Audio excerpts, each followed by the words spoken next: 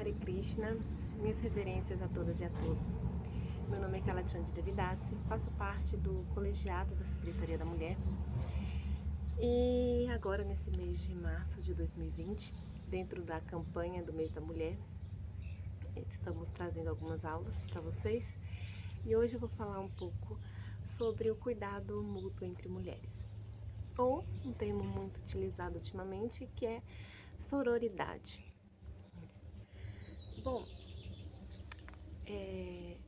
muitas vezes falar desses termos dentro de uma comunidade espiritualista traz um pouco de polêmica, porque algumas pessoas justificam que não é algo que seria condizente com a posição de espiritualista, porque teoricamente se basearia em algo material, em algo materialista que é o corpo, né? A visão corpórea de ser mulher, o ser mulher.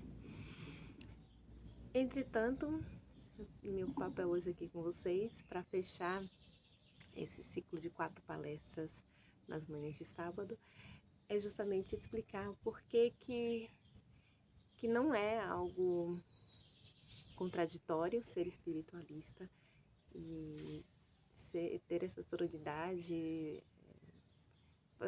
ter esse feminismo espiritual, né, digamos assim. Por que não é contraditório? Porque é legítimo e que está totalmente de acordo com as nossas crenças. Bom, primeiro a gente precisa esclarecer, deixar muito claro para todas e todos, que quando a gente fala em cuidado entre mulheres, cuidar da mulher, apoiar as mulheres, a gente não está falando que um homem que necessite de cuidado e de apoio não deva ser cuidado e apoiado por nós também. Não é algo que exclui, não é algo que vai fazer você escolher entre ajudar, cuidar e acolher um ou o outro. Na verdade, são coisas que se somam. Tá? Então, nós não vamos deixar de ajudar, de acolher ninguém por conta do seu gênero. Aliás, a gente não vai deixar de acolher ninguém, nada, por conta de sua espécie, porque aqui a gente não vai excluir homens, mulheres, animais, plantas, rios. Então a gente sabe, a gente tem plena consciência de que todos os seres, vivos ou não, né, na concepção que os seres humanos têm hoje em dia, que a ciência tem de que não é ser vivo, porque a gente acredita que a Terra, né, a Mãe Terra, tem uma personalidade, mas enfim,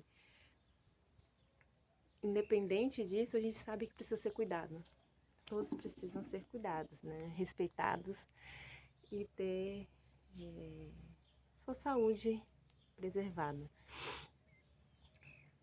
Então é importante a gente dizer que não é algo que exclui o outro. Outra coisa que também preciso dizer é que nós sim entendemos que não somos o corpo, nós não somos contrários a essa visão, nós entendemos isso plenamente. E é justamente na defesa da ideia de que somos o corpo, de que não somos o corpo, de que somos alma espiritual, é que a gente se une enquanto mulher. É uma coisa que soa estranho, mas que faz todo sentido conforme a gente vai explicar de fato agora. Bom, nós não somos o corpo, isso é um ponto chave, mas nós estamos no corpo, nós estamos vestindo esse corpo material. E como diz o antropólogo David Le Breton, o corpo é o eixo da relação com o mundo. Então, assim, nós nos relacionamos, nós vivenciamos as experiências enquanto moradores e moradoras de um determinado corpo. As pessoas nos enxergam a partir desse determinado corpo e vai criar mecanismos de relação conosco a partir do que ele nos enxerga, desse enxergar material. Então, por mais que nós tenhamos plena certeza de que nós somos alma espiritual, que o corpo é apenas uma capa, uma roupa para estarmos aqui nesse mundo, por mais que nós entendamos isso, a gente não está livre de ser julgada, de ser tratada de uma forma diferenciada de acordo com o corpo que nós estamos. E quando a gente fala de uma forma diferenciada dentro da sociedade atual que a gente vive, nós estamos falando de uma forma em que somos hierarquicamente colocadas como inferiores ao homem, né? Com papéis específicos, papéis cujas lideranças estão relacionadas com o gênero masculino. Claro que a gente vai ter aqui, vamos ter vários homens que vão também nos apoiar nisso e que entendem que a igualdade é importante. Nós temos muitos homens que têm essa clareza, né? Não vamos dizer aqui que todos querem ser supremos ou coisa assim, não é isso. Mas a gente está falando, quando a gente fala de sociedade, a gente está dizendo do que está imposto culturalmente. E que muitas vezes, até nós, as mulheres, nós mesmas, às vezes nos encolhemos, não temos a ousadia de nos permitir tentar determinadas funções, porque nos foram incutidos na cabeça culturalmente desde brincadeiras de infância, desde historinhas, né, para dormir, historinhas de princesa que vai ser, né, salva pelo príncipe, enfim. Sempre nos é trazida a ideia de passividade e de que existe alguém que vai nos tomar iniciativa por nós, nos salvar, enfim. Então, isso é algo que não é que não é tão simples, que ela está muito mais enraizada, muito mais colocada nas entranhas da coisa. E aí a gente acaba reproduzindo socialmente, né, com papéis de gênero específicos. Os brinquedos para as crianças, eles trazem esse contexto, né, do que você vai ser quando crescer, do que você pode ser quando crescer, e vai criando isso na mente das pessoas, né? Quando elas vão crescendo com esses conceitos. Então essa é a realidade que a gente vive, papéis definidos através do gênero. Ora, se nós somos alma, qual o sentido disso? Krishna diz na Bhagavad Gita que nós devemos fazer serviço seguindo a nossa natureza, não seguindo o nosso corpo material, né?